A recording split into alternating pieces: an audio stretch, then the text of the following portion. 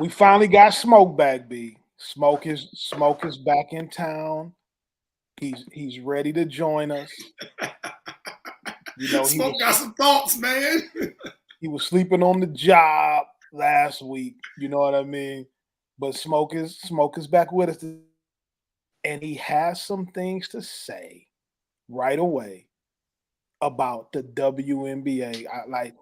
And what's crazy about it, B, first off, I'm Carl Reed. I'm here with my guys, Brandon Clay and Smoke Dixon.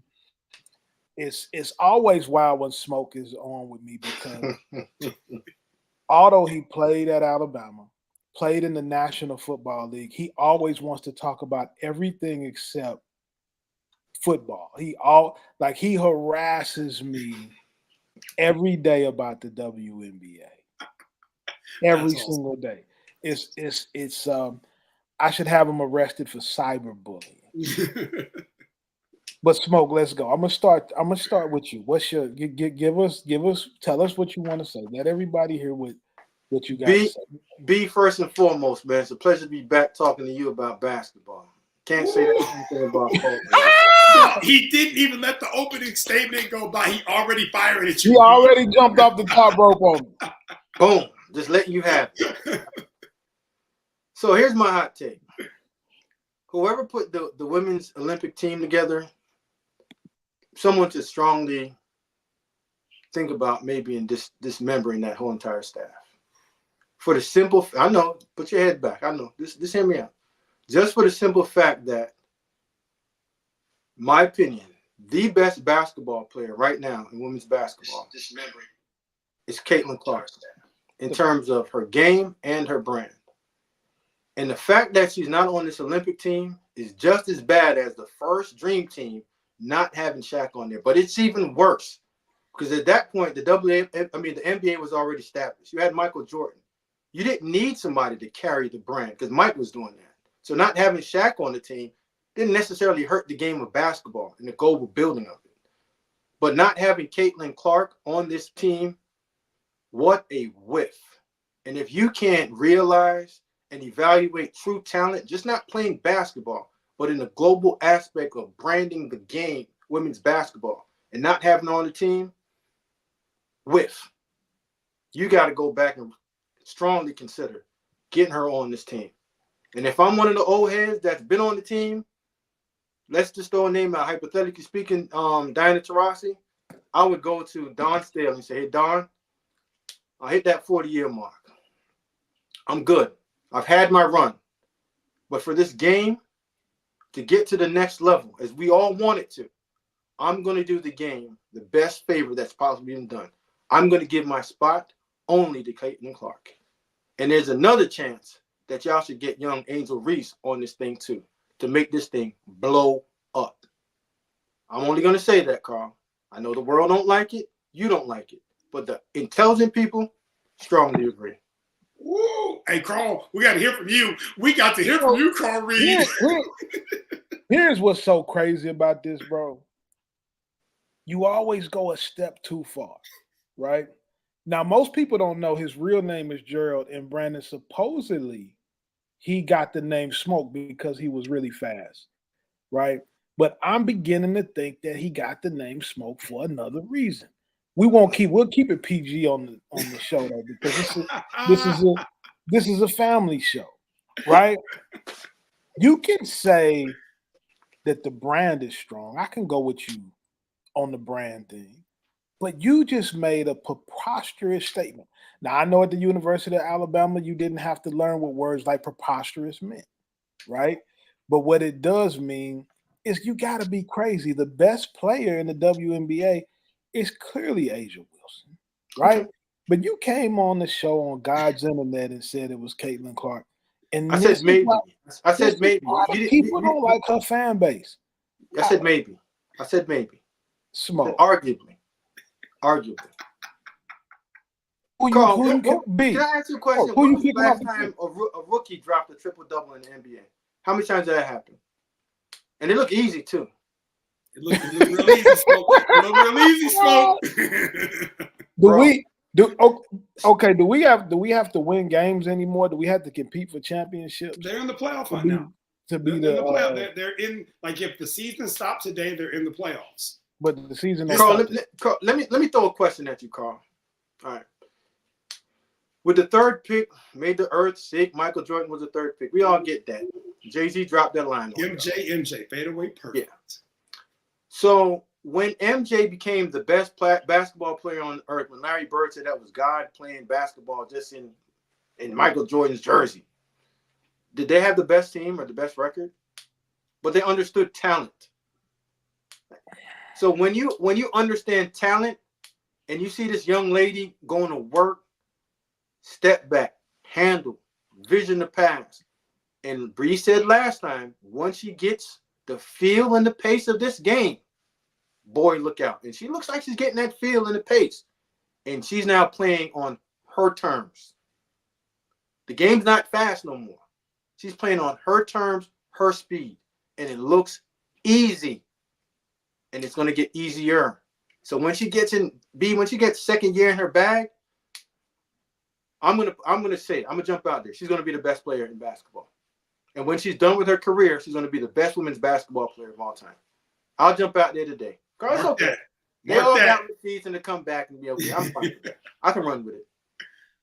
I got something for you, Reed. Smoke, I got something for you. Let me meet y'all in the middle. Let me tie this thing in the middle, right?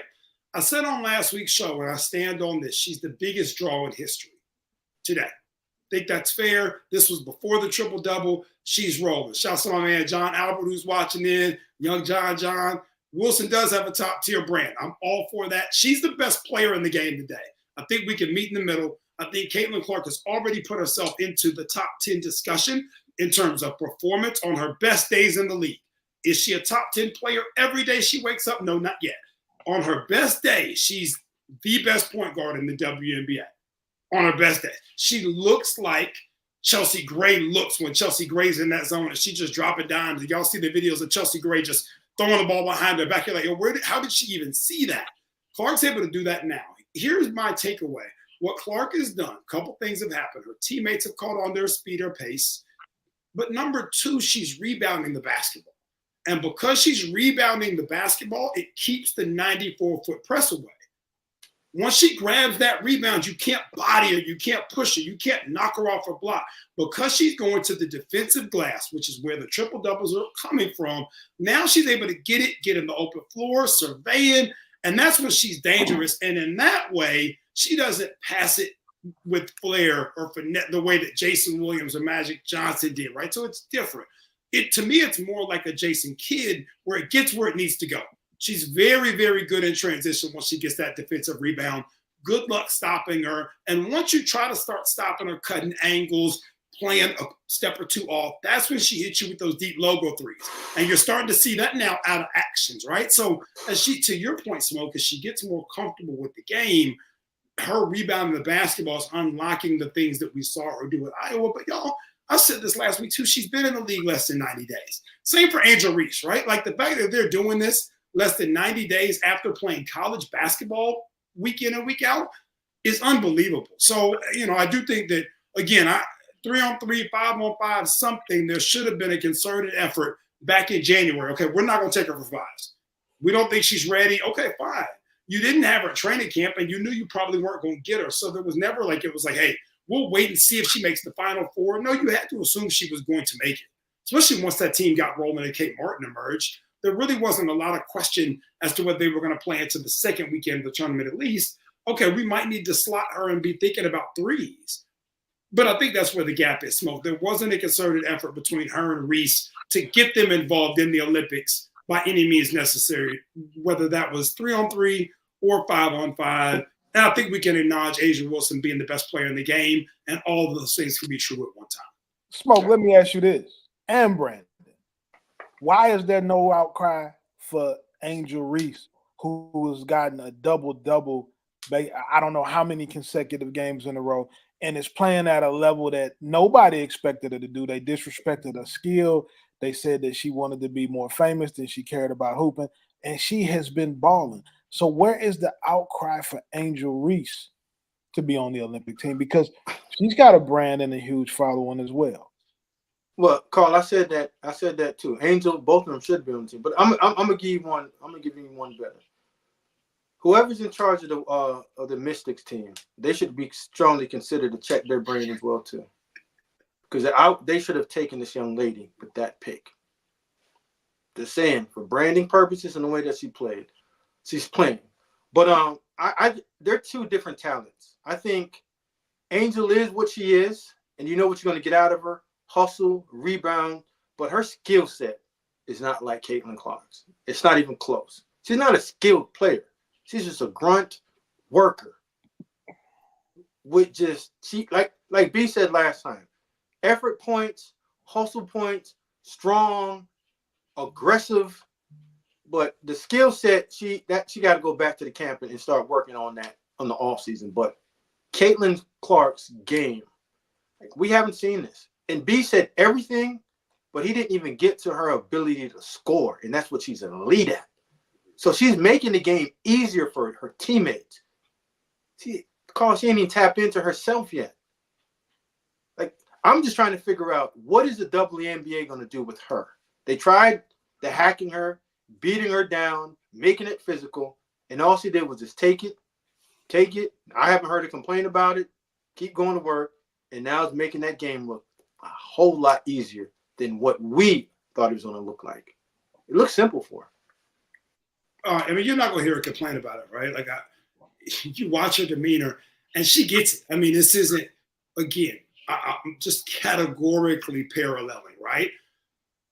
What she's able to do, how she's able to answer questions and stay in the lane and not allow the narrative to sway her off her pivot in media interviews is Jordan-esque. Oh, listen, Republicans sell shoes too, right? Or buy shoes too. Like, you're not going to get her off her pivot. I don't care. Hey, you had a triple-double. You were so great. Aaliyah Boston was awesome. She's finishing my passes. Hey, y'all just asked me 4 in a row. Ask Kelsey Mitchell something. The way she handles those press interviews is uncanny. You don't see that type of moxie from someone who's 22 years old, who's been in the league 90 days. You just don't. To the Reese discussion, Reese was so good in college, and we have Gary Redus coming on here in a little bit, recruiting coordinator, and did a ton of skill work with Angel, still plugged in with her. And one of the things, I actually coined the term with Gary, that Angel's an elite runarounder. She's the best runarounder out there. And I've mentioned her in passing as a Travis Hunter type of athlete. The way that Travis Hunter is able to impact the game. I don't even know that Travis Hunter knows exactly what he's doing, nor does Dion. But it's like, hey, heck of a play, my G. He's like, thanks, coach. And they just go back about their business. The way I felt watching that first game with Travis Hunter this year. He played darn near every snap. I was mesmerized. I meant to leave at the end of the first quarter. It was the middle of the third, and I was still sitting in the same spot. My group messages blowing up, social media blowing up. That's how I feel when I watch Angel Reese, right? I want to try to qualify it, but I can't qualify it with a term. I want to try to quantify it, but I can't really do that either. So she's just an elite run-arounder. And Smoke, you hit it on the head. You said Charles Oakley, which I love. What I was struggling with already was the fact that she was already playing at Oakley's statistical level. So as I really started breaking it down, I'm like, dog, we've never seen anybody like this who really does most of their damage with 0.5 beaten in, but they're not a center, but they rebound as well as anybody on the floor. Like, she's better than, again, relative to the women's game, a Ben Wallace. She's playing at a higher level early in her career than, say, Oakley did. She hit a couple threes the other night. So, like, to the outcry discussion, Carl, I don't think you're getting the same outcry because there wasn't the same skill valuation. And rightfully so. Caitlin Clark was putting up 40 pieces and hitting 30-foot shots. And we all knew we were watching something different. But I do think to the fan that watches the game consistently, you're seeing Angel deliver at a rate where you're like, yo, what about her too? Which is where the crux of the debate's coming in, right? Angels fans, the Reese's Pieces, and the Kate's fans are all, they're all yelling. And they really should all just be together yelling at this point. Everybody should just be on the same team yelling. It's really cool to watch, man. How about that? I hope when Gary Redus comes on here, that he comes on here, man, and puts both of you guys in the old school figure 4 like Ric Flair. You comparing this girl to Ben Wallace, right? She's better than. You comparing this girl to Charles Oakley. Oakley averaged 14 and 13 in second year. Reese is at 15 and 13. Don't try me. I got numbers. When did Wallace or Oakley get the amount of votes that she got to get into an All-Star game. Never.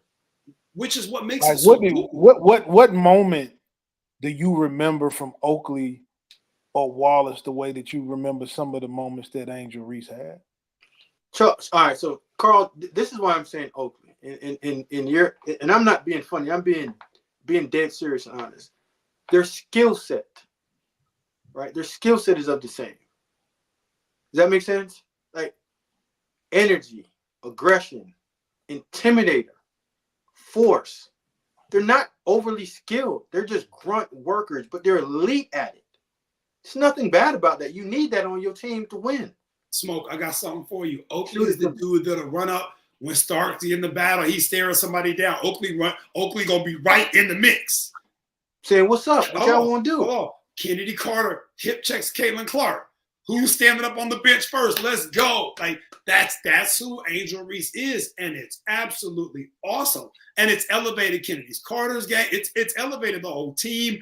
Weatherspoon is bought in. Like Chicago and Indiana are both now playoff caliber teams because of the addition of these two young women. You call them whatever you want. I could give any name you want to give them, but what they're doing hasn't been seen before. And in this league, at this level, which is why it's hard to draw comparatives because they're already outperforming the people that have come before them that you would have tried to slot them with. It's who are you going to say, Courtney Vandersloot? And I love Courtney Vandersloot. That joke, who? Sabrina Ionescu? No, like it's not the same. Like nothing. Even Chelsea Gray, for as good as Chelsea Gray is, Chelsea Gray wasn't doing this 90 days out of Duke.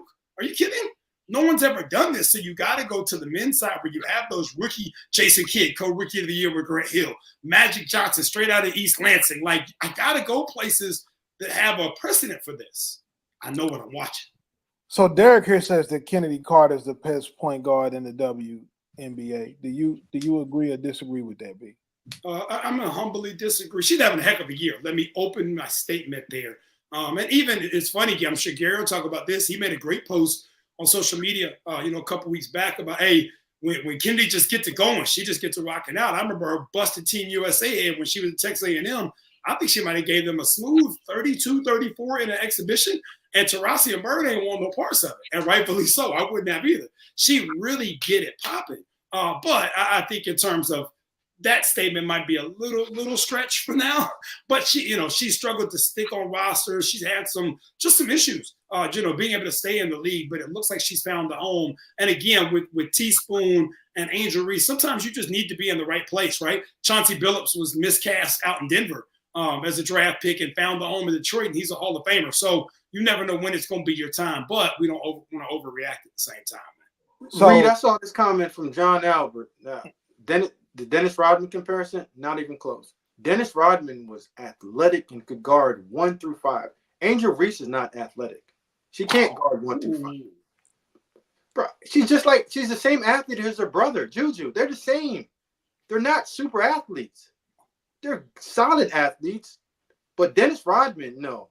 Dennis Rodman was athletic, could guard 1 through 5, and was a problem on the defensive end. You can't say the same thing about Angel Reese. Not even close. So y'all don't. That's tough. That's a tough one there. I understand what you're saying. Dennis Rodman was a world-class athlete. World-class athlete, right? Angel Reese might be a world-class athlete, but in the WNBA, Angel Reese is athletic. Like when I watch the rest of the league, the other 143 players, right? She is in the upper echelon of athleticism amongst those 144 women who are currently in the league. But Rodman was a world-class athlete, so I don't disagree with you on that one. But I gotta save Angel here. She's athletic, man. When y'all say a world-class athlete, like what does that mean? Like Dominique Wilkins was a world-class athlete. Absolutely. Mm-hmm. Vince Carter was a world-class athlete. Absolutely. Agreed. Are you comparing Dennis Rodman's athleticism to the takes on here just get wild? Okay, so Dennis Rodman to me is like I call him. Okay, here we go. This is gonna be a great one for you, Reed. Travis Hunter's athleticism, is it the same as whoever the best linebacker is in the NFL that you really, really like, right? Like Junior Seau was athletic, but he wasn't an elite level athlete. He wasn't Travis Hunter athletic, Deion Sanders athletic, but he was a good enough athlete to get to where he needed to go. Yeah, Angel Reese is a good enough athlete to get to where she needs to go, but she's not an elite world-class athlete. There are there are differences in how people are athletic. Like Travis, not an elite athlete. He's a good athlete. Yeah. He's a good football. He's an elite ball skill football player, but he's not super athletic. Now, Travis Hunter comes to LA Fitness. Now, hold on. This is a cool Travis Hunter story. So Travis Hunter grew up about 10 minutes down the street from where I live. Went to Collinsville High School, and so he'll still come to LA Fitness when he's home and just kind of run around the gym. He don't be hooping no more. He be running around. And when I tell you that dude be hot, it's not Vince Carter, but it's darn near close. It's crazy how bouncy that dude is. It's obviously football dudes can jump. I get it. But that dude's hops on another level. I love to see that cat in a dunk contest, the old school Foot Locker dunk contest, where they let Mike Conley and all the boys jump. I'd love to see him in one of those, man. You was about to call him Vince. You was about to call him Vince. Now listen, we got an Instagram comment. We got an Instagram comment from Thomas Stanley. He says that Reese and Clark equal Magic and Bird. Do you agree with that or disagree? I agree 100% in terms of what they're bringing to the game at the brand level, marketing. When the game was not what the NBA is right now, Magic and Bird helped usher the game towards that and handed it over to Mike. I agree 100% with it. And if you were having the Olympics at that time with both of those quality players, both of those guys would have been on the Olympic team. And they were on the first dream team. And they weren't even at the top of their game. So that's why I'm saying it's a whiff that we don't even get to see these two in the summertime. Like once the WNBA season is over, that's the last we'll see them. And then we got to watch, I guess, Asia Wilson. And I'm not going to. Good luck. That's hilarious. Good luck. Hey, I agree with that. I think back to and obviously they're not on the same sneaker brand, Reese with Reebok and Clark with Nike, but the Magic Bird commercials with Converse and just the way they were able to activate around them, right? They made Converse. Converse was already the leader, but they took Converse to another spot, and it took Jordan with Nike to take them somewhere different, right? I think you're getting that same kind of reverb. They're the topic of conversation right here every week.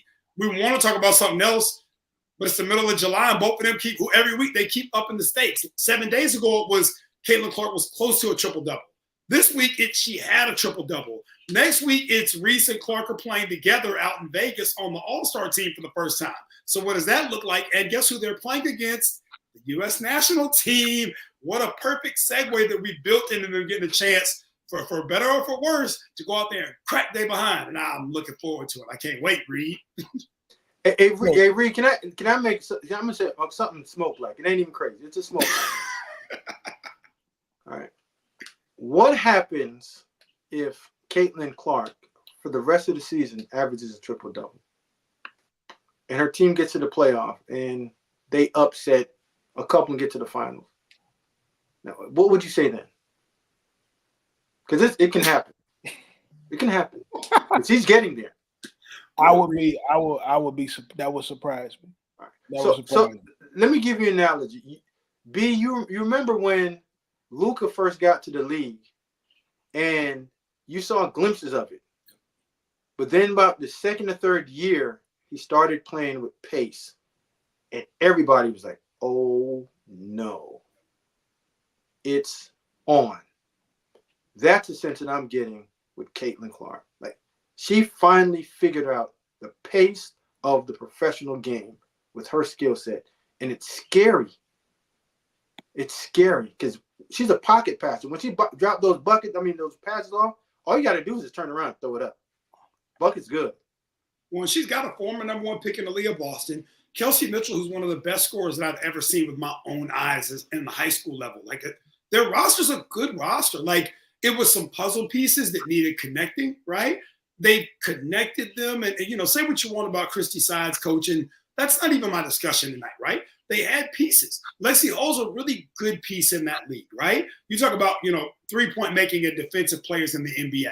Lexi Hall is like that. I think about like a Kyle Korver piece. Like, she's that type of piece for them. They've got Samuelson. They've got good Melissa Smith, who was great at Baylor, top 5 in the country coming out of her high school class. Like, they've got great pieces. And now all of a sudden you're starting to see Clark become the unifying. She doesn't look nearly as uncomfortable in the videos where they're hanging out. Like, she's making new friends. She's gone from Iowa, and all those people are her friends, to a league where she's the messiah of the league, doesn't have any natural friends. You could tell that she's getting to spend time, go eat, hang out, the things that you do with people to become friends with them. And they're starting to show on the court. They look like a unit. Smoke, you're not far off. I'm not saying that it'll happen, but boy, I want to see Carl Reed's face if it does. I think that the thing that everybody is saying when it comes to Caitlin, you guys have talked about branding, you guys have talked about following, crowd engagement, and all of that, and it's cool.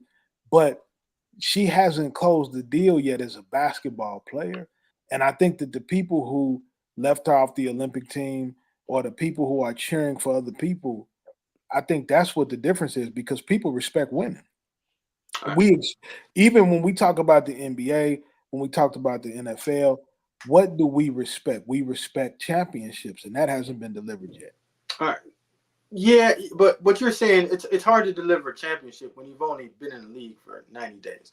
But when you are good at your job, Carl, you're not always you're being proactive, and you always have to project. Right? As a coach, as an evaluator, you're projecting what you see. You're looking at saying potentially this is what it is, because if it's right now, like the older players they're gonna be the best. But if you're projecting this thing, you got to sit back and like, whoa, like Victor Wembanyama, he didn't win MVP of the league last year or defensive player of the league last year, right? B. No. But when you look at his overall skill set as a rookie, not even close. You are scared like crapless. You're like, we've never seen anything like this. That's what I'm saying with Caitlin. Like, we've never seen this from a female basketball player. It's scary to see what she's going to be year 5 or 6. Think about it. You got Rudy Gobert, who's won the Defensive Player of the Year award multiple times. Get Rudy Gobert off my team. Get Wembanyama on my team 10 days out of 10 and on the 11th day. And, like, there's not even a question. I know, again, my favorite line to Carl, I know what I'm watching. You can't shake me off my pivot because I know what I'm watching. Listen to this. My guy Thomas Stanley in the Instagram chat says that Smoke is speaking the truth. I almost didn't tell you that, Smoke. All right? Because I don't want it to go to your head. I don't want your head to get any bigger. He says you're speaking the truth. You know, me and Thomas going to have to talk about that offline and get to it. I'm going to bring in somebody that I hope put you two in your place. And so, Brandon, I'm going to let you introduce our guest. I'm about to add in me Coach Gary Redus from LSU. Oh, there you go, the boy here, boy. Oh, okay. Let me start with this. One of my favorite people in the industry, the way that I banter with you, Reed, and what you say about Smoke, and obviously getting to know you better, Smoke. You know, G and I connect on a consistent basis, usually in person, out in the field. But he's thorough. Does a heck of a job. You know, a lot of times we pigeonhole people into certain spaces, right? He's a recruiter. He's a skill developer. You know, I think G's a guy that takes a lot of pride in just understanding coaching actions and why we're running what we're running and what do we have coming out of timeout situations, special situations, how to run a program holistically. And then obviously, you know, some good talks about just what they're doing down there in Baton Rouge. They got some killers down there, both on and off the floor. And Angel Reese obviously being one that just left, and they're making a lot of major moves. So want to open this thing up. Gary, man, how you doing tonight? What's up, man? How y'all doing? I've been backstage watching too. Talk to us, Gary. Hey, you go and take it and run. We're gonna come to the questions. Gary, give us your thoughts, man. Reed, I appreciate you for standing up for us. I didn't like some of what I heard. First things first. Angel is an amazing athlete to be a female. Now you're speaking to someone who practiced against her every single day. And I think I'm a pretty good athlete. I'm 6'6", 6'7". You don't see many females who are 6'3", 6'4", who can run, jump, who are agile the way that she is. You can't go get rebounds the way that she can without being able to jump.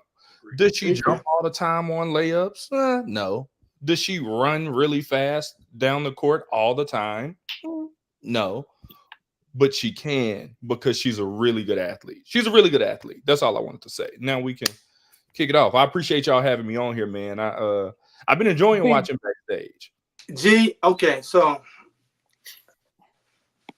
there's a lot of biased statements that you just made. because a lot of what you just said is that she can, but she does not on a consistent basis. But I didn't neither say here or there. Keep going. All right. Rebounding, right? Yeah, I seen it. She throws it up on the glass and go get it. I'm never gonna knock anybody for what they are. I'm just saying that when someone made a comment of saying Dennis Rodman, and I just said no, they're not in the same category athletically. She's a good athlete, just not an elite athlete. Because I thought Dennis Rodman was an elite athlete with the ability athletically to guard 1 through 5 at his point. That's what I said. I think she's a good athlete. I don't think she's She can guard 1 through 5 too. But no, I ain't saying that. I love this. Oh, I Let's am. go. Let's I go. Give it to him, coach. Give it to him, coach. You can't tell me something that I haven't seen because I've seen it. I'm not saying that she can't guard 1 through 5. I can guard. No, 1 I'm through telling 5. you, I'm that telling don't mean you, I can do it like at a high level. Listen, if they put her on Caitlin Clark out there, she's gonna get barbecue chopped up. We just got to understand their limitations. Good player, but hey, Cole, I got a question real quick.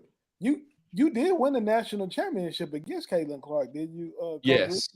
Yes. Oh, what does that have to do with the conversation? Man, it got a lot to do with it. It got a lot to do with it. I get that you're a fan. I respect your fandom, but there's also a lot of bias in what you're saying right now because you're a fan. All right, so G, let me ask you a question. Talk to me.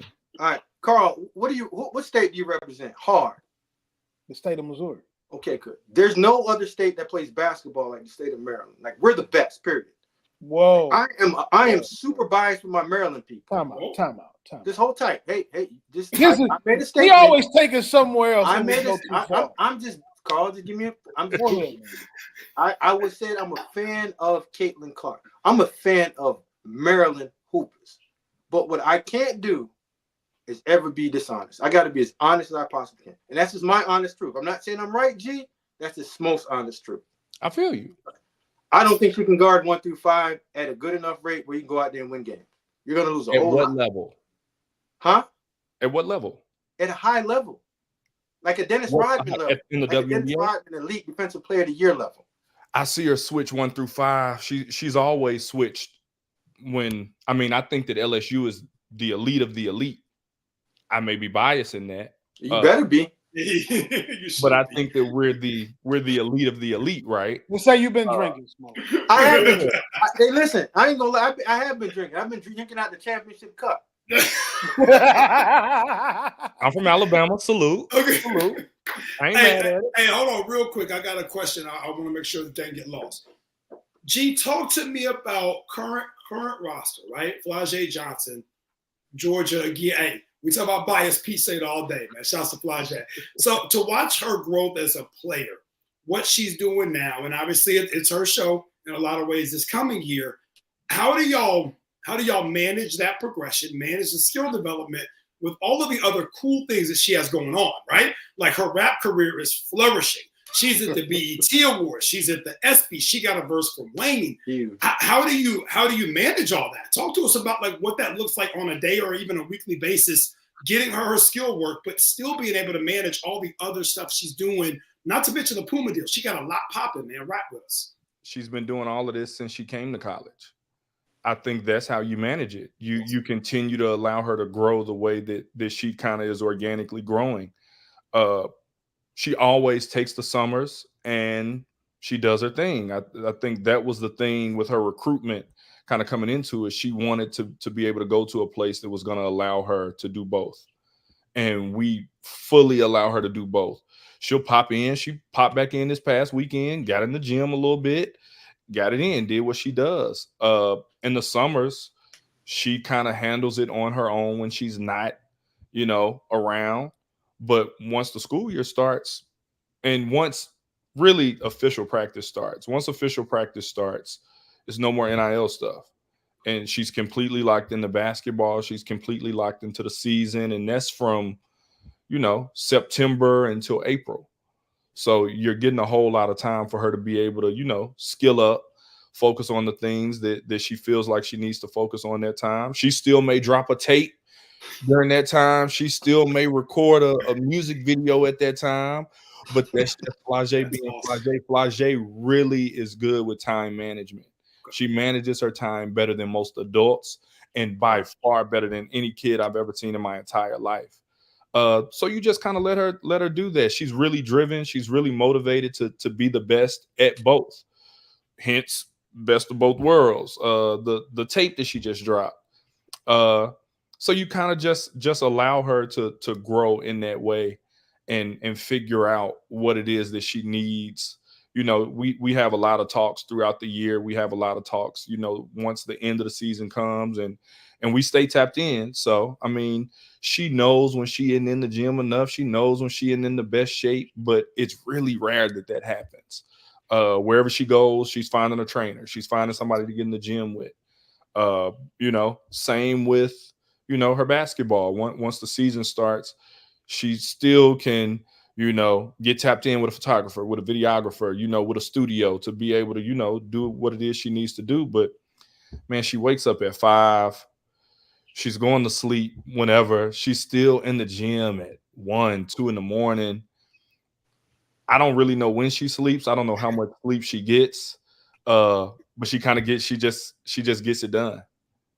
How much different was that then, or was it essentially the same as Angel these last couple of years? You were fortunate to really be in the lab with her. Obviously different, but I think this is a fair statement. Correct me if I'm wrong. I feel like Angel Reese was a fashion model the last 2 years in the coolest way possible. Like I say that, I think like the Vogue release for the WNBA stuff, like her and Cameron Brink are just doing different stuff, and it is awesome. So walk us through like the differences and the parallels between an Angel who's doing it with fashion modeling and Flage who's doing it in the booth, man. I think with them, I think Flage actually helped Angel a lot when it came to time management and balancing all those different things, and really being able to do both. I think Angel always had a plan that she wanted to be able to do all the different things. And I think once she was, you know, afforded the opportunities and the possibilities to do them, I think that she just kind of went out and did them. I think same thing, like in the summer, she was moving around. I think that they're different as ball players, similar to what you were saying, what y'all were all saying with like Angel and Caitlin, right? So they need to work on different things. They need to put different time to different things. I think the difference is Flage, if she goes out, she's gone. She is gone for 2 weeks, and then she'll pop back in for a week, and then she's gone for another week and a half. Where Angel, she will be gone for 3 days, pop back in for 2, leave for another 4, pop back in for 3. So it's similar, but it was a little bit different. The same thing about both though. When they come in town, they want to work. They want to get in the gym. They spend a whole lot of time doing both, and wanting to be really, really good at both. And it's really just a testament to both of their hard work. That's Coach, awesome. I got a question for you real quick. You know, when it comes to Flage, everybody talks about the rapping. She just got the song with Lil Wayne, which was big. I was listening to it in the car today on my way to the house. But people don't talk about her game enough. They don't. They talk about the rapping. You know, they talk about the outfits, the commercials, the NIL. You know, they talk about that. But she plays some really good basketball in the NCAA tournament. Explain to people about her game. Is she going to be a good pro? Is she a first round type of player? Like, talk about her basketball game. When you talk about Flage was a sophomore this past year, and B is you know all the stats. You know everybody. You know it all now. You know everything. You know all the stats. So you can stop me if I'm tripping. Flage was one of the best 5 sophomores in the country last year. I mean, I think that when you see what she was able to do, not on a team that was built necessarily around her and what it is that she necessarily does great. Flage came to college being a high volume scorer. Flage has learned to really be able to focus on and really hunt the other stats and becoming a well-rounded ball player. Flage is one of the best rebounding guards I've ever coached, You know, Flagey can pass the ball. Flagey is she was our defensive stopper last year. So I think you take all of those things, and she still averaged 15 points a game. So I think that, yeah, I mean, on most teams, especially when you look at the top, 5, 10 teams in the country, the kids that average 15 points usually get a little bit more credit. Flagey jokes about it all the time. She joked about it when she was named second team all SEC. She kept saying, she was like, I got to stop rapping to get some respect. She says it all the time. I got to stop rapping to get some respect on the court. She was like, so she took it really serious when we played, a UCLA who has one of the better sophomores in the country in Kiki Rice and Lauren Betts. She took it really serious when she struggled a little bit the first time we played Auburn. So she took it really serious when we played them in the SEC tournament. She put in a whole lot of work leading up to the SEC and the NCAA tournament. And I think that everybody just got to see it. But I think that's just her getting more and more comfortable. I think last year she knew a lot of focus was on Angel and Anissa, and rightfully so. They were two of the best players in the country. But I think that Flagey saw a window and an opportunity where we needed some help at the guard spot. We needed a lot more production from our guards. And she saw the opportunity to kind of come in and seize that. And that's what she did, especially heading into postseason play. And I think it gave her a lot of confidence, going into this upcoming season. Going into the off season, her work ramped up. She ramped it up. And it's funny, I remember talking to her freshman year. And I told her, I was like, you're going to get better. Yeah. Like your skill level is going to increase. Yes. Like that's all cool. But you kind of are who you are as a basketball player. Things are just going to start to slow down. Things are going to start to slow down, and you're going to feel like you're in high school again. And you're going to feel like everything you do works. And it was so funny at the end of the NCAA tournament. She walked up to me maybe a week or so after, and she was like, slowing down. It's slowing down. So, I mean, I think the sky's the limit for Flagey. She better be a first-round pick. If she's not a first-round pick when she comes out, I don't know what happened. I think over the next couple years, I think you're going to start to see a run of kids from LSU going in the first round. We got Anissa Morrow coming out this year. We got Day Wilson as well. We're hoping she can kind of slide right in and be able to make that type of impact. But right after that, you got Flagey, and you got some kids coming out of that class. Right after that, you got Michaela Williams. We want to keep this thing rolling. Like, I think that Coach Mulkey, she built something really, really good at Baylor, but we feel like we just getting this thing rolling at LSU. So, Flagey, you better be a first-round pick. I got a quick one for B. So for Flagey to get to, when you say to sustain it, say top 5 picks, what do you think she needs to incorporate in her game or improve in her game going to year 3, 4? I think she needs to continue to get stronger. I think it's something that she's really focusing on. I think she needs to continue to tighten up her handles. I think that she, especially when she's in transition, she can do some really amazing things handling the ball. And that's really because she's the show out there. So, she may throw it behind her back and throw it back between her legs and do a crazy reverse layup. But I think that it's ball control more than ball handling. I think that getting stronger is a big part of that. Honestly, a lot of the other stuff Flagey can do, man. I'm excited to see her this year. I kept telling her, we talked about, everybody knows we lost Angel, and we look at it a little bit different. Like, I think the way we look at it is, now the really good young players that we have, now they get to do a little bit more. And I think that's the beauty of it for us. And I think that's the beauty of it for Flagey. I told Flagey she should walk into every single practice. She should walk into every single workout. She should walk into every single game feeling like she's the best player in the country. So I think she feels that way. She's a really confident kid. I think you have to be confident to be Flagey, right? So we're going to see. I'm excited. I'm excited to see her continue to grow, because I don't think she's anywhere close to her ceiling yet. But I think that we've been able to really, really see just the talent that she has. In typical IG Redus fashion, he hit the numbers on the head. Got 14.5 points a game, 5.5 rebounds, and then 2.5 assists. Shot it. Here's the most impressive stat to me, though. Shot it 50% from the field. So to his point, as someone who watched her play in high school, there wasn't a shot she could take that was a poor shot. Any shot she took was better than the shots. She didn't play with another ultra elite high level kid in high school. That wasn't the type of situation she was in. Any shot she took was a good shot, and it was better than the shot probably the kid next to her. So as a result, there were some shots that when you go back and watch, you're like, I don't know about that one.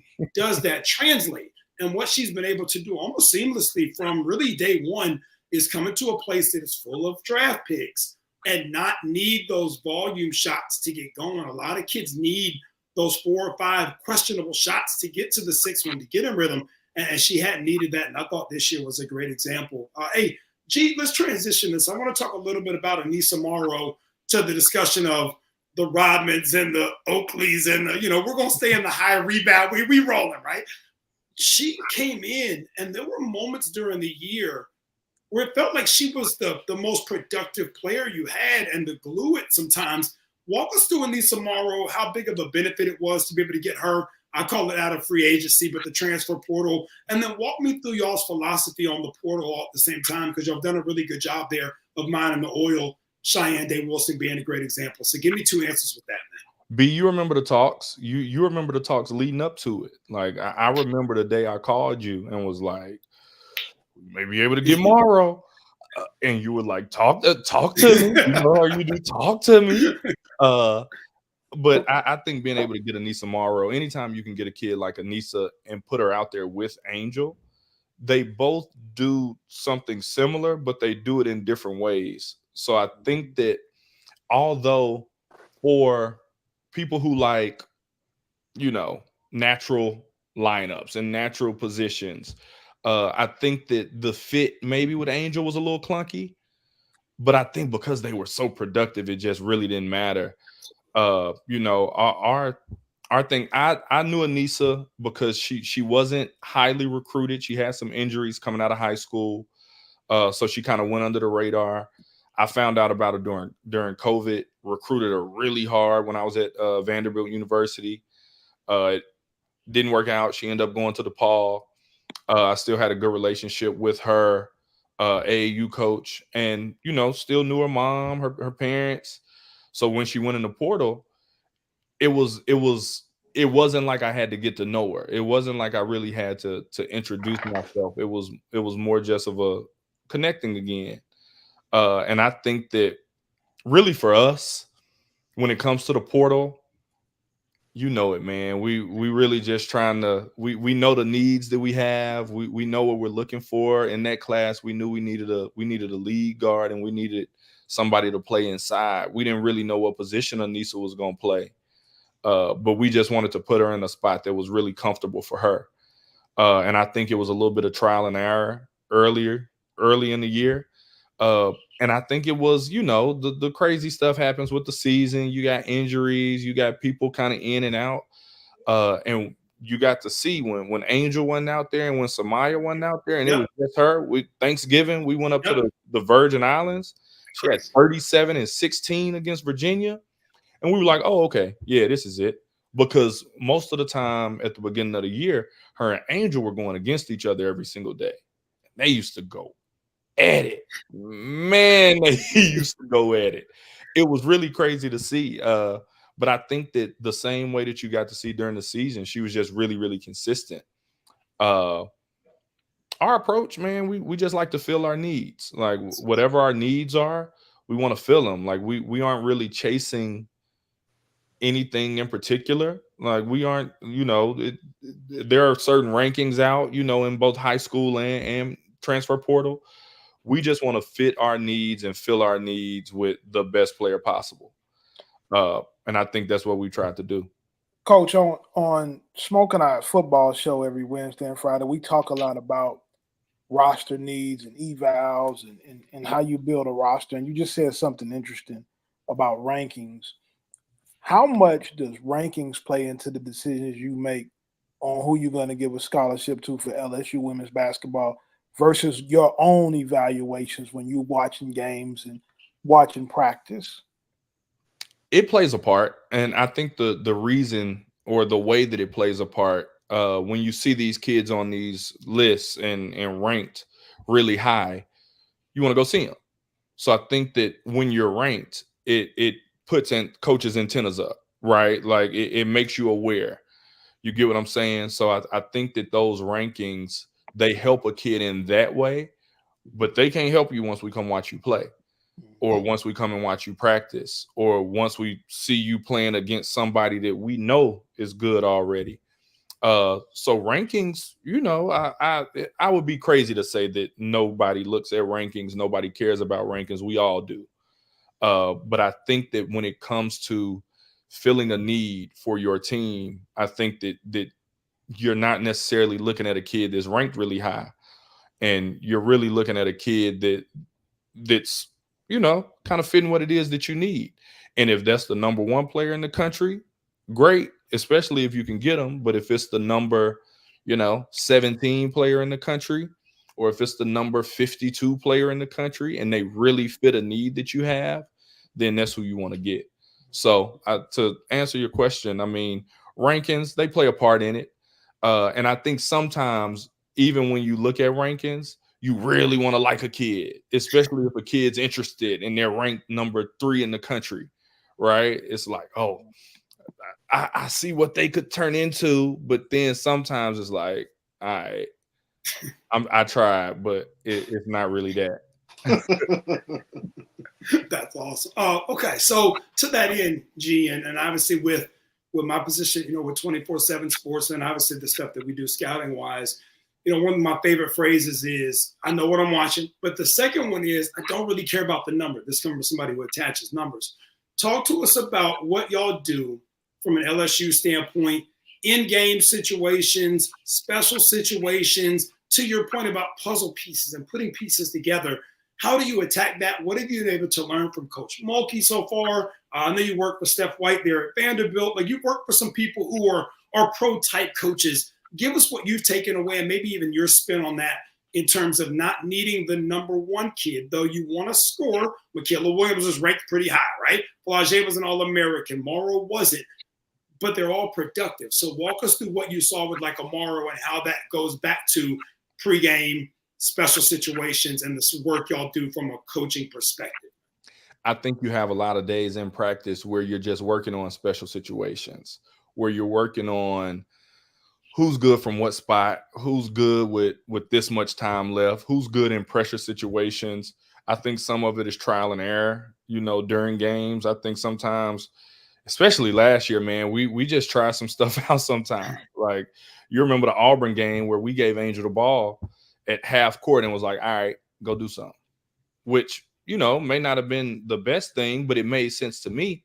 Like, we had kind of exhausted all options at that point. So give the ball to your best player and let them go do whatever it is they feel is right. I think that the player development, when it comes to that, I think it's important because a lot of times, you may run a set, but it comes down to, is your ball handling good enough to beat this person off the bounce?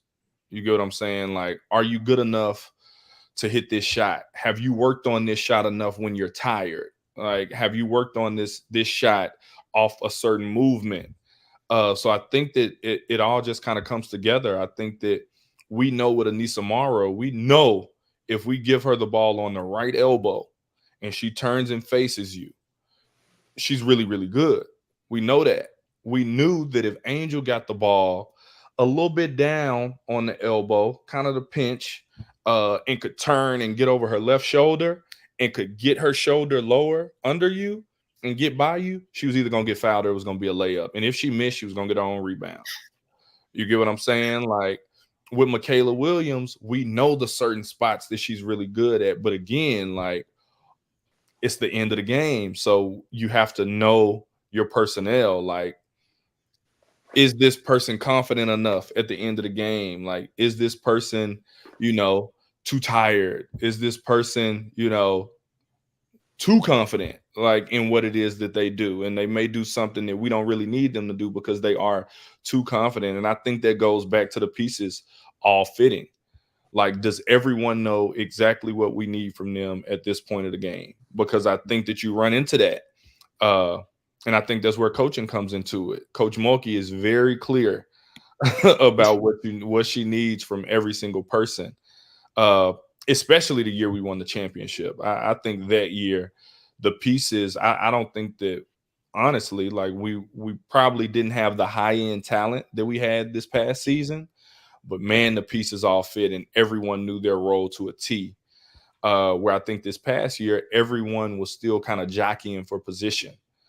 So I think both can be good things. But I think that you see, the elite programs around the country who have to deal with it year in, year out.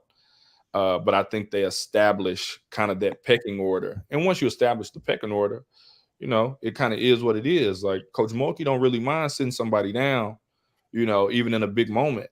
I think when I worked with Steph White, she was the best I've ever seen at being able to draw something up that the kids may or may not have worked on. Everything that we do usually at LSU, we've worked on. We've worked on it. We worked on it time after time. We know exactly what it is that we're doing. The kids aren't going to be confused about it. At Vanderbilt, Steph is more of a pro coach. She would draw something up off the fly. And even when she would do that some days at practice, I was on the scout team and I'm sitting there like, oh yeah, I see what's coming and you can't stop it. It's about to be wide open. She was really good at it. So I think it all just depends. I think that one thing that I've learned is, it's a time and a place to be creative. And I think that you can't really be afraid to be creative, but I think that the more you want to be creative, you have to recruit to that creativity. And you can't, recruit one way and then expect them to be able to do one thing. I think that's a little bit of the trouble that we ran into at Vanderbilt when I was there. We're here. We do what we do. Coach Mulkey does what she does, and you just got to stop it. I think it's similar to the NBA. Like, she's going to give somebody the ball. She's going to set a screen, and we just going to play. So, Coach, I got one for you here. I spend a lot of time at Colorado, and so with Coach Prime, it's always superstars there. You never know who's going to walk in the building there. You guys are kind of having that same vibe at LSU when Shaq is at the games. Lil Wayne is there. Boosie is there. Movie stars are at games. That's a lot different for women's basketball. We've seen that before in football. But those games are turning into, to concerts, basically. How are you guys keeping the kids focused on winning when the atmosphere is so Hollywood around the arena? You can't really see the people in the stands once you get out there and get to playing. And they're not going to come back and watch you play if you don't win. So we try to keep it real simple for them. Like, they here to see you. We used to say that about all the fans that were here. Whether we played a home or a road game, like, the fans are here to see you. So go give them a show and go win.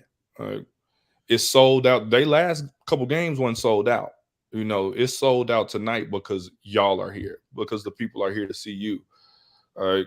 Don't get starstruck now. Like, y'all been talking to them on Instagram. Y'all know who they are. Like, they've been in your DMs anyway. Like, y'all know exactly who these people are. Give them what they came to see. And I think that the kids were really mature when it came to that. Like, they understood what it was. They understood kind of the price of fame, for lack of better terms. Like, they understood it, and they understood what the mission was. And I think it gave them a little jolt of confidence. But, the girls used to have, it used to be stars and, the different names coming to practice, coming to workouts. So it wasn't that big of a deal, I don't feel like, once the season started, especially the second year, because it was like, this is what it is now. So I'm going to give them what they want to see. Gee, I got a quick question for you. Okay. Y'all had a star-studded, like a superstar, beyond the basketball court, just real-life superstars. Who was the person that, like, corralled all those personalities to get it going in one direction, to make sure that y'all won the national championship and got back in contention of winning another one? Because I know that can be troubling. Coach Mulkey.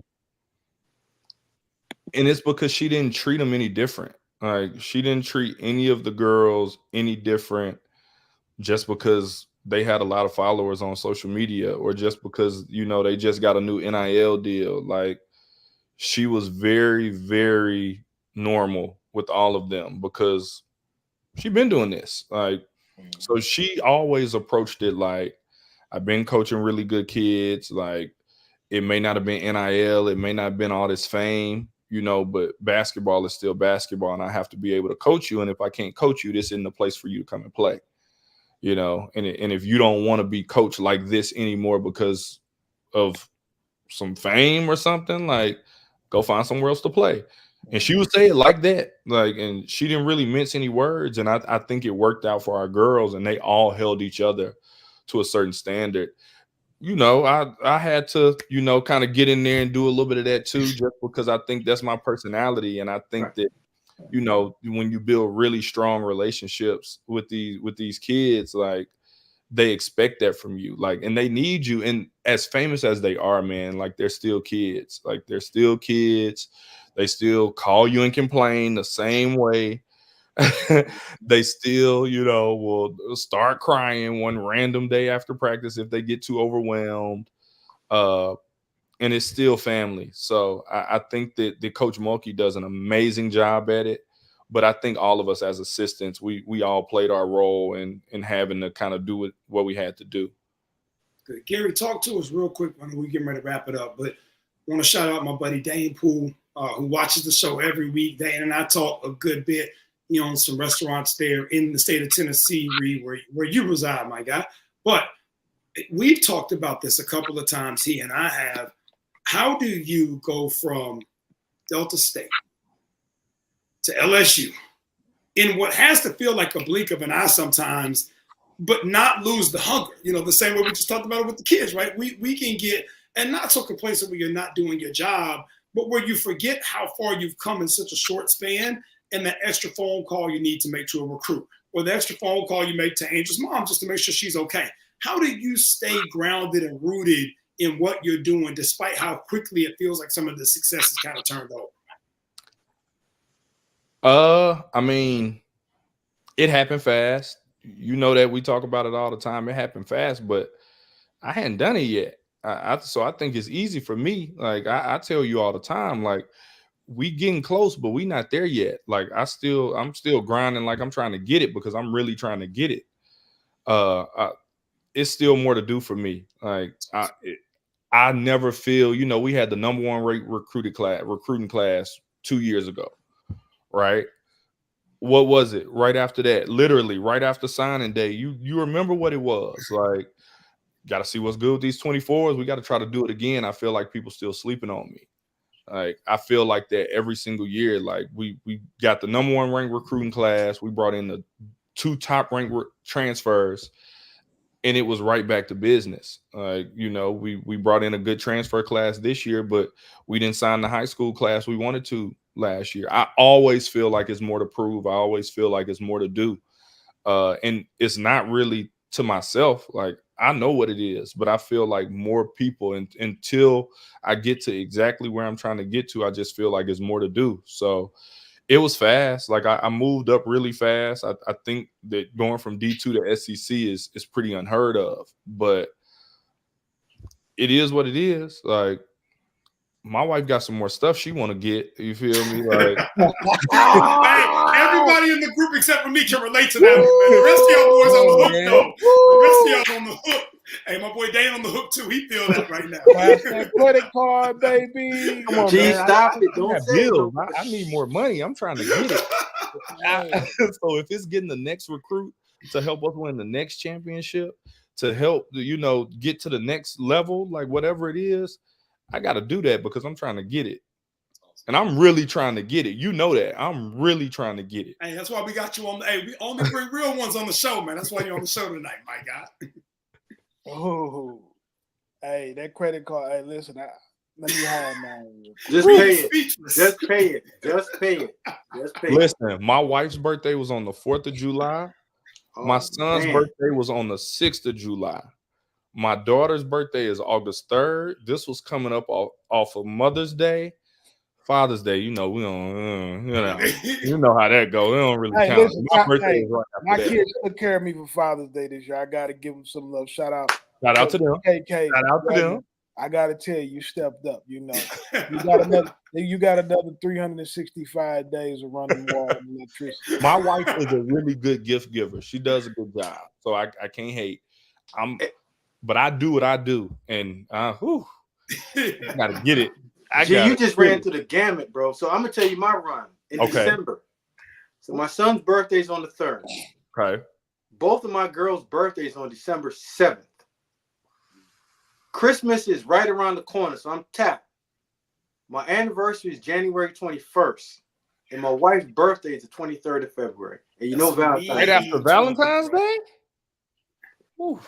So like the run that you just had, barbecue, and man, I gotta go Christmas, birthdays, anniversary, Valentine's Day, and my wife's birthday. Now, one thing that he's leaving out though, Coach, is that he had the first NIL deal in the country in 1999 when he committed to the University of Alabama, right?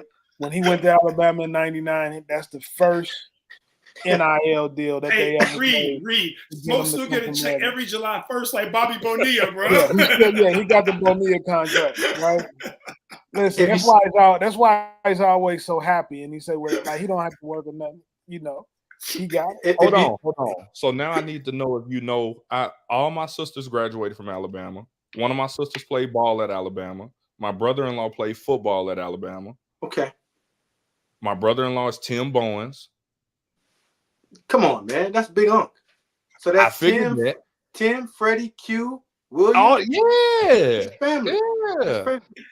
Keisha Redus, Bowens, Manisha Redus. She played ball at Alabama. Nisha, with the red car. Yeah. Yeah. And she played with Kelsey. Andrews' mom, Jamila. Yeah. You're easy. We family. It's done. Okay. I've seen your face before. There we go.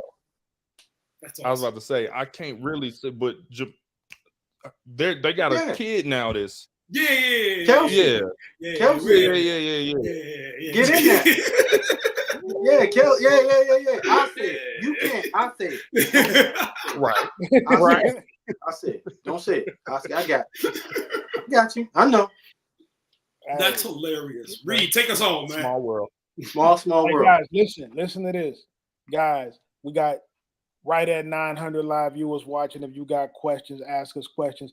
I'm going to keep Smoke and B on because me and Smoke and B, we about to have a arm wrestling contest over issue. You ain't going to win it, man. Come on. Sit down. Over issue we got to deal with.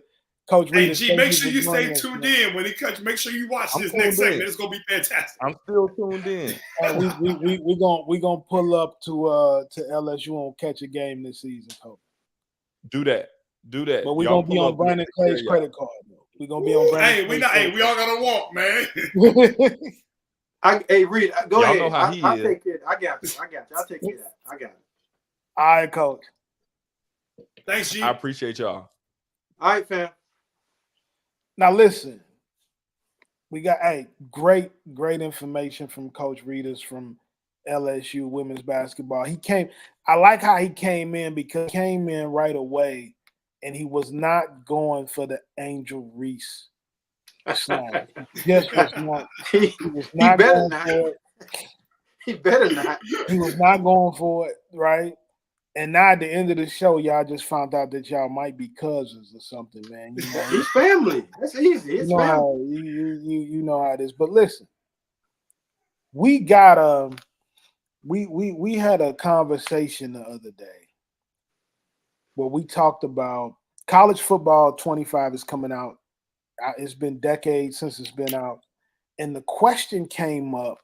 One of my former players is like my sons asked me, who has the best alumni team? Like if you playing college football 25 in dynasty mode.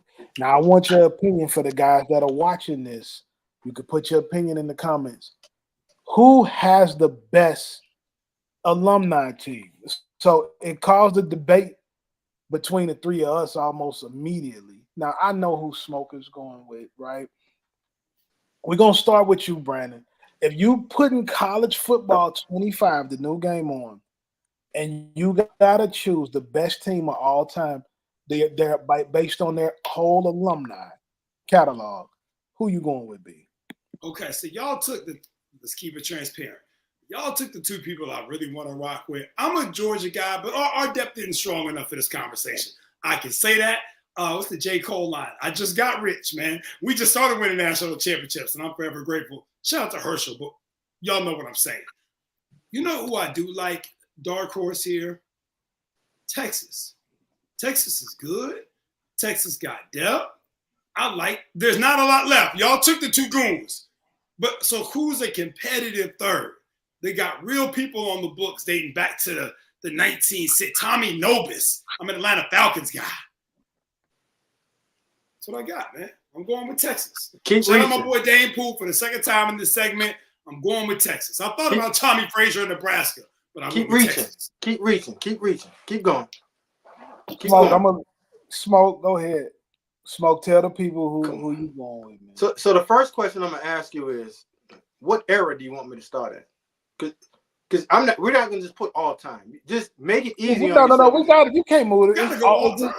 It's all time. So Carl, what I'm trying to tell you is this, bro. And I don't think you listening, you hearing me, but you just not listening. I don't want to go all time with Bama because it makes it that easy. If you want to say the Saban era, pre-Saban era, the best offensive lineman in college football history, John Hanna, Derek Thomas, maybe the greatest defensive player of all time. I don't want to stop, but I'll just keep going. What quarterback do you want me to get? What running back do you want me to get? What receivers do you want me to get?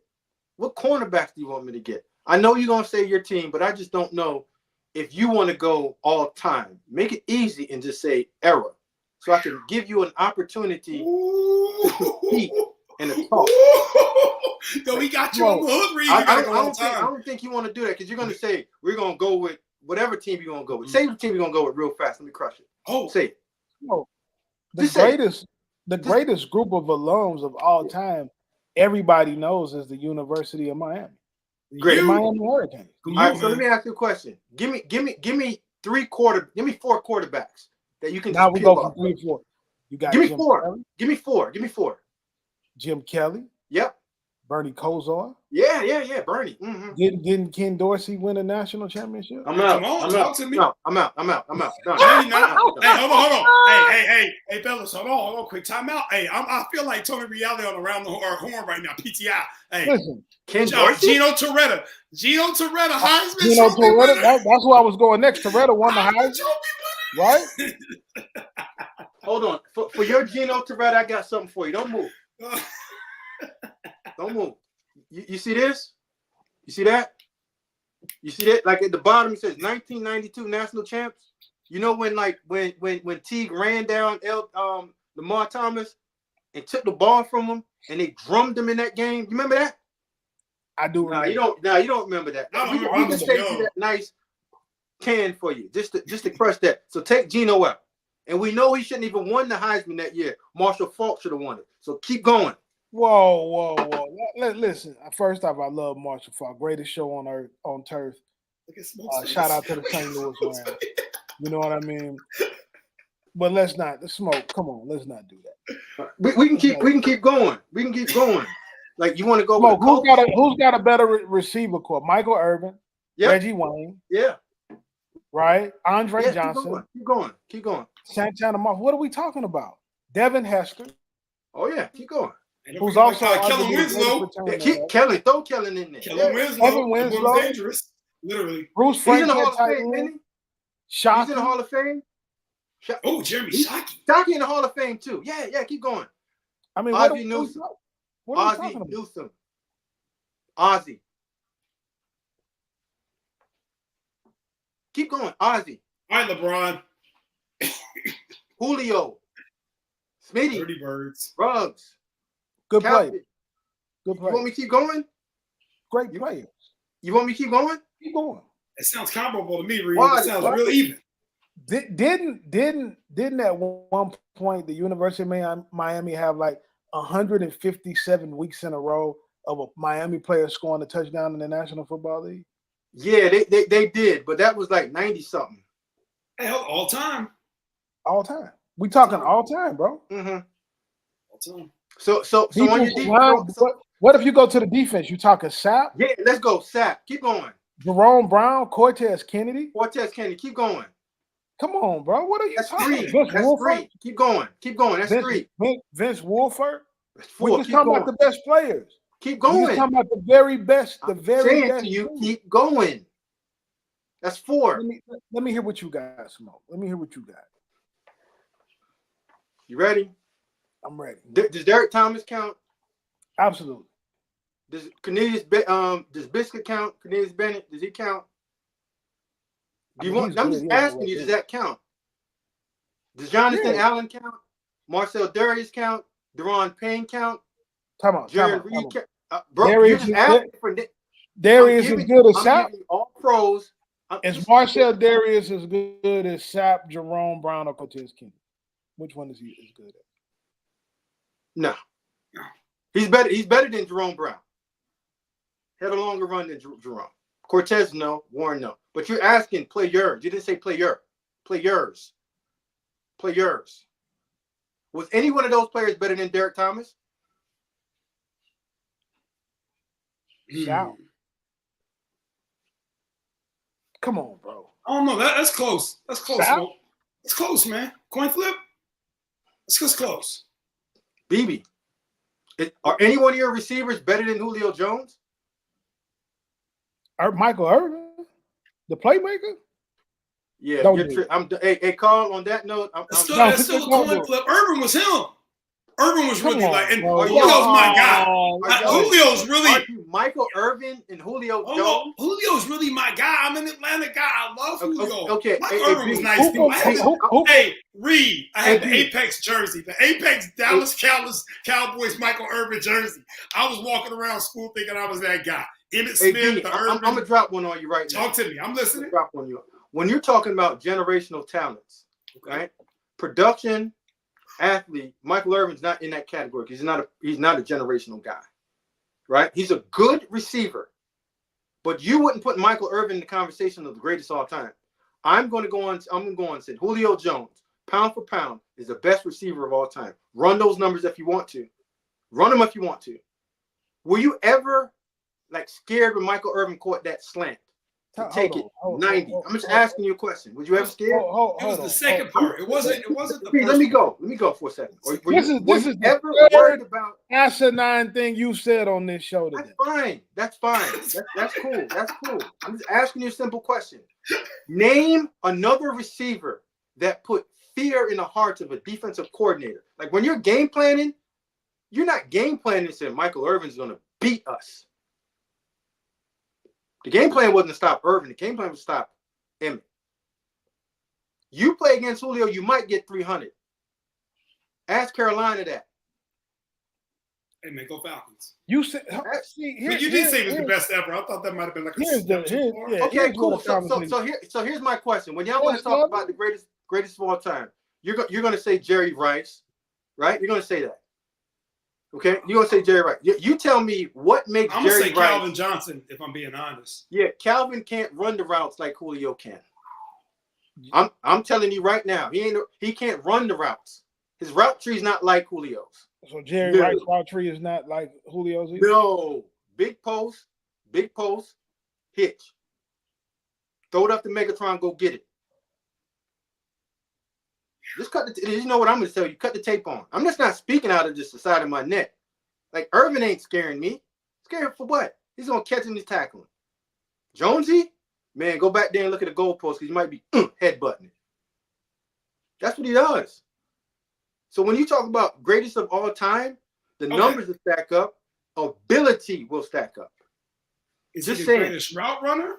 Or no, he's not the greatest route runner. In the route runner conversation, we got to go with Torrey Holt, We got to go in the conversation with Chad, like route running. Ocho still be running the routes too. But when we're talking about big receivers, 6'3", 220 pounds, running routes, catching the ball, elite speed to score, Jonesy, there's nothing elite about Michael Irvin. There's nothing elite about Jerry Rice. They're just really, really good workers. Tell me what's elite about Jerry. That Rice one hurt. That Rice one hurts my soul. Tell me about what elite skill set Jerry Rice possesses. Tell me. He's just really good. Number one, he doesn't. Yeah, I never said he wasn't good. I said elite skill set. That's okay. And I agree with you. That is part of your elite skill set, though. Like, to me, as an evaluator, part of your elite skill set is that you're just productive. Well, you're productive as hell. Like the efficiency, not dropping balls, like that's all part of the skill set. Like there's some dudes that are way more talented that drop balls all the time, so they don't get it done because it's not part of their skill set. Hey, B, go back and check Jerry Rice's early on in his career, and watch what his problems were. Droppies. Now think about how long did he play? Man, listen. I'm not. This is good. I like this though. I'm not discrediting Jerry Rice as a football player, right? I'm just asking you, what was his elite skill set? Catching the ball from 2 Hall of Fame quarterbacks? Oh, we got a goal post move. There you go. No, I'm just asking. Goal post move. Get him, Reed. Get him, Reed. And we still ain't got to Ed Reed yet, though. We still ain't got to Ed Reed, man. Well, Miami, nobody. We got to Ed Reed. Ed Reed and Sean Taylor at safety at Miami. Who can compare to that? Yeah. I don't have one for you. I feel like that's your separator, Reed. It's close. I don't have one for you. But you're gonna say like your running backs, right? Oh, the running back. Yeah, so you got Frank, you got Willis, Clinton. Who else? Edgerrin James. James. What else you got? That's all you need. You don't even gotta go deeper than that. Okay. McGahee. I already said Chilwell. I already said that. Frank Gore. I already said that. Except Frank, yeah, he came with them off the top. Okay, what did you say? You said who you need. That's plenty though. That's for elite. So again, do you want me to talking go about the best dudes? We just talking about best against best. You want me to go back to his era, or do you want me to go to Nick's era? That's all I'm asking you. You tell me which one you want. You go. You pick the best 4, no matter what. Okay. So, for who do you have over Derrick Henry? Maybe generational talent. Who you got? Edgerrin James. I mean, he's right there. So, Mr. 2,000 yards, Edgerrin James. Stat for stat, you got that. Okay. What do you have for Sean Alexander? Frank Gore. Okay. What do you have for Mr. Jacobs? For who? Jacobs. Josh Jacobs. Yeah, Josh Jacobs. Yeah. I just asked you. You asked me to go. I'm giving them to you. Clinton Porter. Who do you have for Bobby Humphrey? McGahee. Who do you have for Saran Stacy? Who would I go with? And you got 4 running backs. Read you good. All you need is 4. I'm good. Damn, that's all I need. Who you got for Mark Ingram? That's all I need is the 4. You can't take more. You can't take more running backs. Who you got for Kenyon Drake? First off, everybody should be mad that you said all of them other guys before you said Ingram. Ingram should have been right after Henry. No. So can I throw Ingram win the Heisman Trophy? So did Derek. I said he should be right up there with Henry. And Sean Alexander did win NFL MVP, didn't he? Chris Samuels did play at Alabama, didn't he? Chris Samuels definitely did. John Hanna played at Bama, didn't he? He did. Go back and look at the greatest center of all time. And then I ain't even say who was on that 90. I ain't even say who was on that 92 team. Like I ain't even said the only DB to win Rookie of the Year, Antonio Langham. I didn't say that yet. No, I didn't. I ain't say none of that. I didn't say nothing. I didn't bring Trent Richardson in because I don't want to. I didn't bring Alvin Kamara in because I don't like. Here's what you do. 3 receivers in the first round. I didn't want to say that. Here's what you do to trick the viewers. I didn't say it. I don't want to say that. I just put my hand. You got a lot of names of quality players, but those guys we talking about elite, the best 3 to 4 per group. You can go 10 deep, 20 deep. They don't belong in the room with the top 3 or 4 guys at the position. So Derrick Henry and Edwin James don't belong in the same conversation? The 4 for 4. Yeah. Edwin James, McGahee. Willis McGahee, and that's my peoples now. And I don't want, you can take him out of it. You can take him out of that one. They take him out. You can keep Frank, but you're talking about NFL career or college career? Which one? We talking the impact in the college game. It's got to in be the college game. Yeah, it's got to be college. He was tough there. Okay, so if you're talking about impact in college game, Derrick Henry's blowing Edwin James out the water. If that's what you want to do. Is that what you want to do? Blowing him out the water. Yeah. Yeah, Shaka Zulu did. Yeah, he's doing that. He's doing that. Guy won the Heisman. So did Mark Ingram. Did any one of your guys win the Heisman? Who won the Heisman for you? Gino Toretta, man. Gino Yeah. Toretta, man. What's up? Who else? Who else you got? Andre Smith. Smitty don't count. Don't count Andre Smith. He just won all the awards. Don't count him. D'Amico Ryan. Don't count Miko. Don't count him at all. That boy was different. I love that cat. Roman Harper. Don't count those guys at all. They're just not. They ain't it. George Teague. Sam shit. Like those guys aren't good football. Hey, Reed, I'm gonna throw you a bone though where you trying to discredit Edgerton, man. Hey, 1,500 last year, 17 rushing touchdowns. I had to look it up because you had me second guessing myself. Edgerton James was really him now. Heisman or no Heisman. Man, he was really that guy. Yeah, go ahead. Look up Sean Alexander, 1999. Smoke. We haven't even got to Ray Lewis yet. Ooh. Jonathan Vilma. We haven't even got man. to it. Sean Taylor. Yeah. Come on, bro. Yeah. Miami just on a different level. Different level. No. Different level. We got Benny Blades. All right, come on, man. Come on. Ooh, I forgot about my boy Benny. We ain't talking about the butcher. We're not talking about the butcher either. I can throw names out there. Eddie Jackson for your Benny Blades. Ooh. Hey, come on. That don't move the needle, man. Come on, dude. Hey, hold up. Yeah, Sean Alexander in 99. Yeah. He only had 1,300 yards total. He had 19 touchdowns. Very, very comparable to Edgerton James' season. A little bit below in the yards, 2 more touchdowns, man.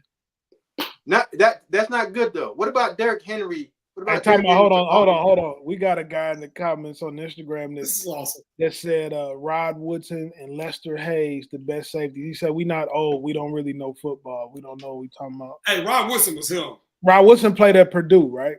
Yeah. Yeah, he was represented by my guy Roosevelt Barnes, a close friend of mine. We know Rod. Hey, Reed, you already know who I think is a pound for pound all-time best corner in the NFL history. Who? You already know who I think.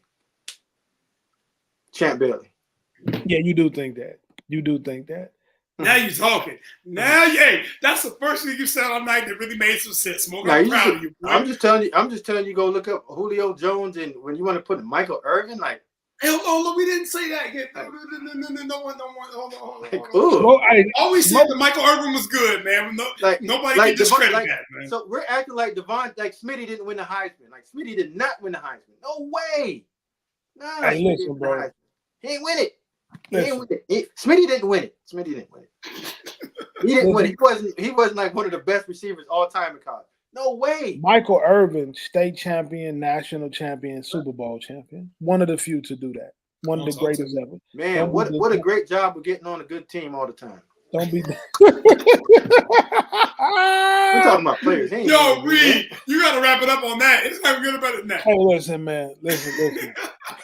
Hey, the last thing I'm gonna say. You got the chat in an uproar because you just said Champ Bailey's the greatest corner of all time. I got people throwing Darrell Revis in here. What makes him better than Revis? I'm gonna tell you this. Career. The fact that you could be so disrespectful. Career. You know there's only one answer for the greatest corner ever. Reed, we had this conversation before. What do you want to do? Run numbers? 2/3 of the line is covered by Earth, and the rest of it is covered by prime time Deion Sanders. My God, don't you ever do it. Don't ever do it. So let me Not ask in you, public or private. Let me ask you a question. How many years did Deion Sanders play at an elite level? A decade. What? 10. A decade. So you're trying to say 99 prime? Where was he in DC? Man, dude.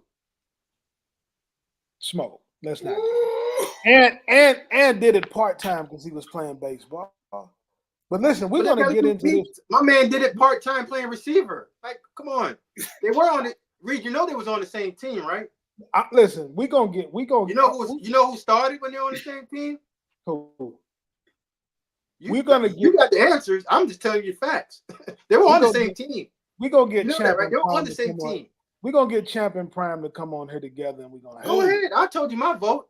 We're gonna get Champion Prime to come on. Most PBUs, most pass deflected, and he's I think one interception away from Prime. I still hate Jay-Z for telling y'all that numbers don't lie. Whoa. I still hate Jay-Z for telling numbers don't lie. And I know you're not talking about like Champ skill set of like covering. Like, I don't know if you're gonna see another 6-foot corner that moves like that. And the boy got wheels and ball skills. So I'm trying to see at what like part of Darrelle Revis that 1 year might be the greatest year of a cornerback ever. But when you're talking about career, DC and Denver, boy, better give Champ some love. Hey, and you better not come outside your mouth sideways and compare the kid in Colorado to Champ. They're not the same. Hey, you reaching for that debate, and we're gonna have it next week. There it is. That's for sure. B, tell everybody where they can see you at, man, and what you got going on this week. Hey, man, they can find me at Brandon Clay PSB. I'm outside, and I'll be Indiana, and then again in Cincinnati covering the sport, doing what we do. Make sure y'all tap in on social. You never know who might pull up next to me. I might see the boy G out, grab a pick, whatever, man. We really be doing this thing, man. Evaluators are us. Smoke, what you got going on, man? You can catch me all over, man. Coach GV Dixon on X and IG. And then you know how we get down on Wednesdays, on Fridays. Unfiltered. 4 p.m., getting it locked in, 247 Sports. We in there, man. The best show ever. Hey, Smoke is being modest, but he leaving this out. He just got hired yesterday as Rick Ross's new head of security. So you can see Smoke out on tour with my dog, the biggest boss. Smoke Dixon is leading the security charge. And I'm telling you, you run up on him, the situation is going to go much different if you run up on Rick Ross when Smoke with him. Hey, check this out. Every Wednesday and Friday, you can catch us on the 24/7 YouTube channel as we do our show Unfiltered. We got a big commitment on Wednesday, Smoke. Corner from East St. Louis High School, Charles Bass is going to join us on Unfiltered Wednesday to pick his schools. And it's a lot of intrigue from the hometown, from the people in St. Louis, Missouri, that want to see are the Tigers going to keep their recruit momentum and get the hometown kid home. And Smoke, we're going to Tuscaloosa this year, and we're popping Alabama. I got you, man. Because it's St. Louis versus everybody. Never forget that. Keep your wallet at home, everything on Smoke. There you go. I love that type of party. Love that type of party. And listen, hey, we're back every Monday, 7 Central. We here. Coach Reed Live Show. Brandon Clay, Smoke Dixon. We out of here.